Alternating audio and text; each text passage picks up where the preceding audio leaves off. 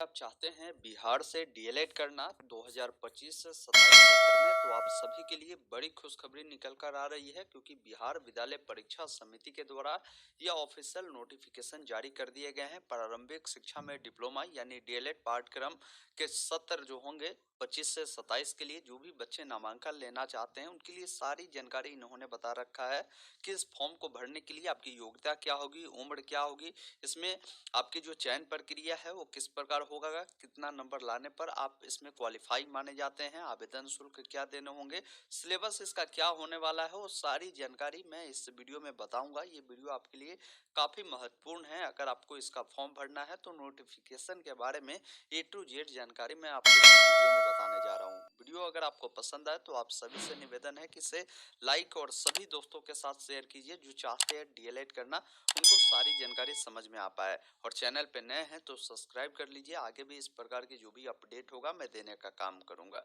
ये नोटिफिकेशन बिहार विद्यालय परीक्षा समिति के द्वारा आज के डेट में ही जारी किया गया है, जिसमें आपका सत्र जो होगा डीएलएड का वो 25 से 27 होने वाला है। इन बातों को ध्यान रखिएगा।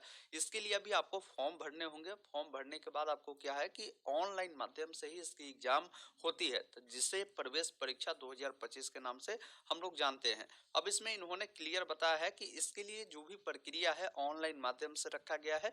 जो इच्छुक बच्चा है जो चाहता है भाई डीएलएड हम करें तो उनको ऑनलाइन आवेदन 11 जनवरी 2025 से आरंभ की जा रही है और 22 जनवरी 2025 तक आप केवल ऑनलाइन माध्यम से ही आवेदन करेंगे। ये विशेष तौर पर आपको ध्यान रखना है। काफी सारे बच्चे ये भी जानना चाहेंगे कि ये डीएलएड होता क्या है, क्यों हमें करनी चाहिए। तो देखिए, डीएलएड अगर आप करते हैं तो इसका पूरा नाम प्रारंभिक शिक्षा का डिप्लोमा, जिसे हम लोग डीएलएड के नाम से जानते हैं, ये अध्यापक शिक्षक का 2 वर्षीय एक कोर्स होता है। इस कोर्स को अगर आप करते हैं तो टीचर बनने के लिए आप योग्य होते हैं। कक्षा 1 से लेकर 8वीं तक के आप जो टीचर है वो बन सकते हैं। इसलिए काफी सारे बच्चे जो है आज के समय में डीएलएड करना चाहते हैं, क्योंकि डीएलएड आप जानते हुए हैं बिहार में कितनी बड़ी संख्या में टीचर की भर्ती आई है और आगे टीआरई 4 भी आएगी, फिर आगे भी हर साल टीचर की भर्ती देखने को मिलेगा। तो अगर आप चाहते हैं 12वीं पास है तो ये फॉर्म आपके लिए बेहतर है, आप जरूर इसको भरिए। इस कोर्स की जो ड्यूरेशन होती है ये 2 वर्षीय कोर्स होता है। इन बातों को आपको ध्यान रखना है। बस कि इस कोर्स को करने के लिए बताया गया है कि आपकी योग्यता क्या होनी चाहिए। तो कम से कम आप जो है 12वीं पास होने चाहिए 50% अंकों के साथ, तो आप इसका फॉर्म भर सकते हैं। वही 5% की छूटें भी मिलेगी वैसे लोगों के लिए जो आरक्षित कोटे से आते हैं या जो निःशक्त उम्मीदवार है उनको मिलेगा। 50% अंक के साथ अगर किसी ने मौलवी की परीक्षा पास किया है तो उर्दू अभ्यर्थी को भी इसका फॉर्म भरने के लिए पात्र माने गए हैं। वही एक बातों को ध्यान रखिएगा, डीएलएड का फॉर्म वैसे बच्चे नहीं भर पाएंगे जो 10वीं के बाद डायरेक्ट आईटीआई या पॉलिटेक्निक किया हुआ है, तो उनको यहाँ पर डीएलएड कोर्स करने का अनुमति नहीं दी गई है। एक बातों को और ध्यान रखिएगा, जो बच्चे इस बार 2025 में इंटर की परीक्षा देने वाले हैं और सम्मिलित होंगे उनको भी यहाँ पर अनुमति दी गई है कि वो बच्चे भी चाहे तो फॉर्म को अप्लाई कर सकता है, बशर्ते आपकी रिजल्ट जब आएगी जो 50% से कम नहीं होनी चाहिए। ये विशेष तौर पर आपको ध्यान रखना है। अब इस भर्ती के लिए जो आपकी उम्र रखी गई है न्यूनतम जो होगी 1 जनवरी 2025 को आप 17 वर्ष हो चुके हैं और मैक्सिमम उम्र की कोई सीमा नहीं है। बात करें इस प्रवेश परीक्षा के लिए सिलेक्शन प्रोसीजर किस प्रकार होगा, तो सिलेक्शन प्रोसीजर जो आपका होगा इसके लिए ऑनलाइन माध्यम से आपको एग्जाम देना है। एग्जाम में जितने अच्छे स्कोर करेंगे उसके अनुसार ही आपकी मेरिट बनेगी। मेरिट आने के बाद अब फिर आप सभी का काउंसलिंग प्रक्रिया होगा जिसमें आप कॉलेज का चुनाव करेंगे।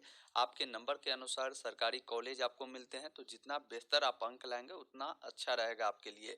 फिर उसके बाद मेरिट आएगी, जो कॉलेज अलॉट होगा वहां जाकर नामांकन आप ले सकते हैं।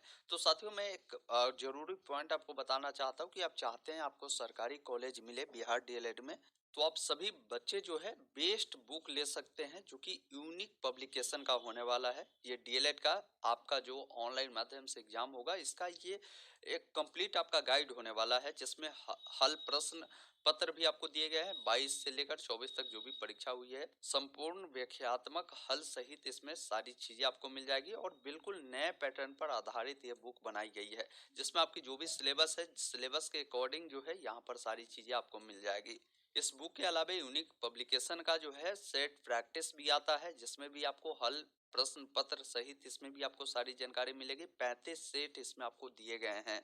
इसके अलावा बहुत सारे बच्चे जो है इसका क्वेश्चन बैंक लेना चाहते हैं, तो इनका क्वेश्चन बैंक भी आता है जिसमें आपको करीबन जो है यहाँ पर देखेंगे 39 सेट इसमें आपको मिल जाएंगे, जिससे भी अपनी बेहतर तैयारी कर सकते हैं। और ऑनलाइन इसका जो एग्जाम होता है, आप चाहते हैं इसका ऑनलाइन टेस्ट देना, तो ये बुक अगर आप लेते हैं तो इसमें क्यूआर कोड दिया होता है। क्यूआर कोड को यहाँ पर स्कैन करेंगे तो आपको फ्री में क्या है कि ये ऑनलाइन टेस्ट भी सीरीज आपको मिल जाएंगे, जिसमें 10,000 प्लस जो एमसीक्यू क्वेश्चन है वो आपको मिल जाते हैं। अगर आप ये बुक नहीं लेते हैं तो आप सिर्फ ऑनलाइन टेस्ट सीरीज लेते हैं, तो इसके लिए आपको 49 रुपए का पेमेंट करना होता है। तो ये सारी बुक आप चाहे तो अपने नजदीकी किसी भी दुकान से जाकर ले सकते हैं, या मैं आपको वीडियो डिस्क्रिप्शन में लिंक भी दे दिया हूँ, वहां से भी आप चाहे तो इस बुक को ले सकते हैं और अपनी बेहतर तैयारी इस बुक से कर सकते हैं, जिसमें सारी चीजें मैंने आपको बता दिया।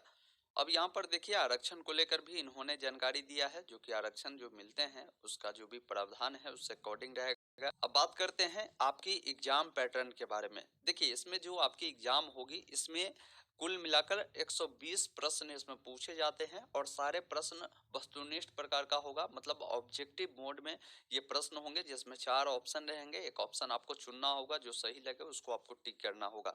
इसके लिए आपको जो समय दिया जाएगा 150 मिनट यानी 2.5 घंटे की समय होगी, जिसमें आपकी सिलेबस जो रहेगी वो सामान्य हिंदी से, अगर आप सुनते हैं तो सामान्य हिंदी से 25 प्रश्न 25 अंक के होंगे। वही कोई उर्दू लेगा तो उर्दू का प्रश्न उनका देखने को मिलेगा। गणित से आपके जो है 25 नंबर के प्रश्न रहेंगे। विज्ञान से आपके 20 नंबर के प्रश्न रहेंगे। सामाजिक अध्ययन से 20 नंबर का प्रश्न आपके रहने वाले हैं। इसके अलावे आप देखेंगे यहाँ पर तो जो आपके सामान्य इंग्लिश होते हैं उससे 20 नंबर के प्रश्न रहेंगे, और आपका जो रीजनिंग होते हैं उससे 10 नंबर के प्रश्न रहेंगे। कुल मिलाकर 120 प्रश्न 120 अंकों का होगा। हर प्रश्न आपका 1 अंकों का रहेगा, इसमें कोई निगेटिव मार्किंग आपके नहीं होने वाले हैं। अब देखिए इस फॉर्म को अगर आप भरते हैं तो इसमें इन्होंने न्यूनतम अर्हता रख दिया है कि भाई उससे कम अगर आप लाएंगे तो आप फेल माने जाएंगे, आपको काउंसलिंग करने का भी ऑप्शन नहीं मिलेगा और कहीं भी आपका नामांकन नहीं होगा। जैसे यहाँ पर बताया गया है कि वैसे अभ्यर्थी जो अनारक्षित कोटि से आते हैं, जैसे जनरल, ओबीसी, डब्ल्यूएस वालों को 120 का 35% अंक आपको लाना होगा, मतलब आपको कम से कम 42 नंबर लाना होगा। ये 42 नंबर अगर लाएंगे तो सिर्फ आप पास माने जाएंगे, इससे सरकारी कॉलेज बिल्कुल भी आपको नहीं मिलेगी। ये विशेष रूप से ध्यान रखिएगा। आपको सरकारी कॉलेज चाहिए तो कम से कम 80 प्लस नंबर लाएंगे तो कहीं जाकर उम्मीद आपका लगेगा कि सरकारी कॉलेज मिल सकता है। वही कोई जो है SC ST वाले अगर होंगे तो इनका 36 नंबर होगा तो क्वालिफाई माने जाएंगे। ये जानकारी समझ लीजिए। बाकी सरकारी कॉलेज चाहिए तो मैंने बताया कि 80 से ऊपर ही कोशिश करिए नंबर लाने का। 120 में 90, 95, 100, 110 जो भी कोशिश है उतना करिए। उसके बाद बात करें इसका फॉर्म भरने के लिए आपको अप्लीकेशन फी क्या देने होंगे, तो देखिए इसका अप्लीकेशन फी लगेगा, अगर आप जनरल, ओबीसी, ईडब्ल्यूएस वाले होंगे तो आप सभी को जो फी लगेगा 960 रुपये लगेगा। SC ST और दिव्यांग कोई है तो इन सबको 760 रुपये देने की जरूरत होगी। फॉर्म भरने के लिए ये इनका लिंक है जहां से फॉर्म को अप्लाई करेंगे। लास्ट डेट 22 जनवरी 2025 तक रखी गई है।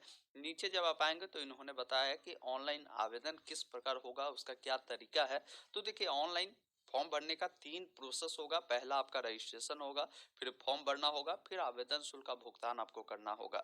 अब ऑनलाइन जब आवेदन करेंगे तो डॉक्यूमेंट क्या क्या देने होंगे, तो डॉक्यूमेंट में बात करें अपलोड करना होगा तो आपका फोटो है, सिग्नेचर है, फिर 10वीं के जो भी आपका अंक प्रमाण पत्र है जिसमें आपकी जन्म तिथि दी गई होगी, 12वीं का जो अंक प्रमाण पत्र है वो देना होगा, जाति प्रमाण पत्र देना होगा अनुसूचित जाति जनजाति के कैंडिडेट के लिए। वही अत्यंत पिछड़ा वर्ग के जो कैंडिडेट हैं उनको क्रीमी लेयर प्रमाण पत्र जो है देने होंगे BC वालों को।